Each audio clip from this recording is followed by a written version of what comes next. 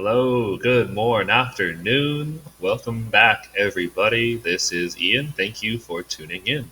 Today, I will provide a brief overview of flipped learning, some of the underlying theory, and to finish, I'll give you a brief example of the first flipped learning technique that I used with high school students.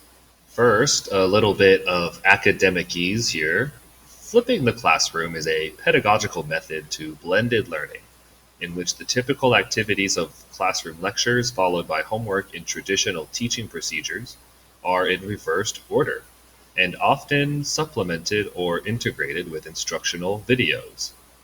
So that's a lot of words, but what Hung is essentially saying is that in a flipped classroom, students will try to watch or in some ways absorb the new content of a class at home, and they will work more on project or different exercises or activities inside of class.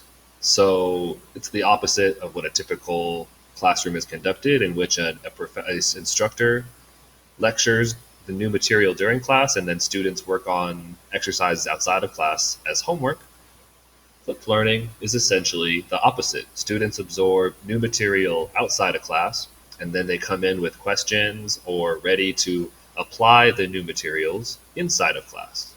So, in another way of saying this, outside of class, the goal is for students to prepare to participate in class activities, and outside of class, the goal is students to check their understanding and extend their learning. However, inside a class, a flipped class, students are supposed to practice applying key concepts with feedback. This is where an instructor can really come in handy, not to just fill the students' heads up like water in a bucket, but to serve as a facilitator to help students on their own learning journey. So, what specifically can students do outside of class in a flipped classroom? Well, they have a lot of choices as an instructor. I've mostly focused on video lectures. I've given you many video lectures during the course of session one and parts of session two. But you can do other things like different online resources. Some examples include TED Ed, YouTube Music, YouTube, Khan Academy. So, for example, one professor talked about how she once assigned her students to watch a movie trailer as homework.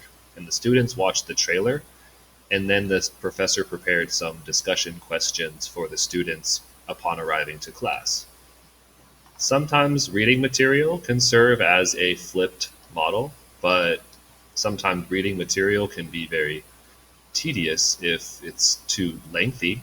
But what I also really enjoy about flipped learning is that it allows the students to prepare questions ahead of time. If there's something about the content that they don't understand, that's okay. They can come and they can have their questions answered in class, which I think is a very rewarding use of not only the classroom time, but also of the instructor's time as well. So, outside of class, students are trying to absorb new content and figure out what questions that they have.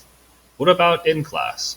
Well, for one, something that I try to do a lot is to resolve questions. I know that I don't always say everything clearly, so it's very useful, especially early on in class, to resolve students' questions. And fortunately, because it's not a real time lecture, students' questions are often in greater depth and can provide a more deeper understanding with the questions that they form. On top of that, we can do things like discussions or maybe some kind of group activity or project work. Essentially, in class time is where students can apply the concepts that they try to absorb outside of class, bring it into class, and find a way for them to apply that knowledge to really demonstrate their learning.